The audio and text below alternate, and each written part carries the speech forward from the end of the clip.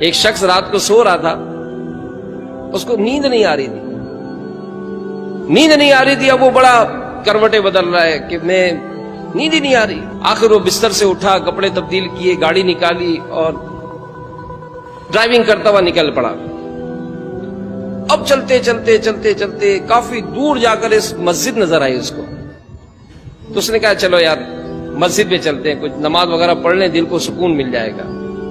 اب گاڑی اس نے پارک کی، وضو وغیرہ کیا، جیسے مسجد کے اندر آیا ایک شخص دعا مانگ رہا تھا، روتے روتے گڑ گڑا رہا ہے، رو رہا ہے، آنسو بہا رہا ہے۔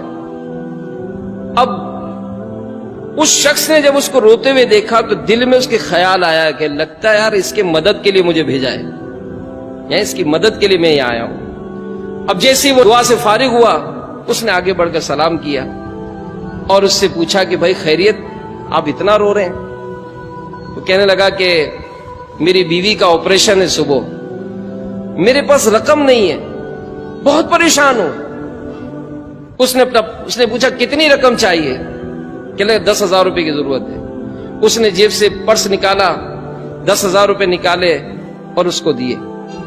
جیسے اس شخص نے 10,000 روپے لیے، وہ شخص کہتا ہے کہ میرے دل میں بڑا سکون طاری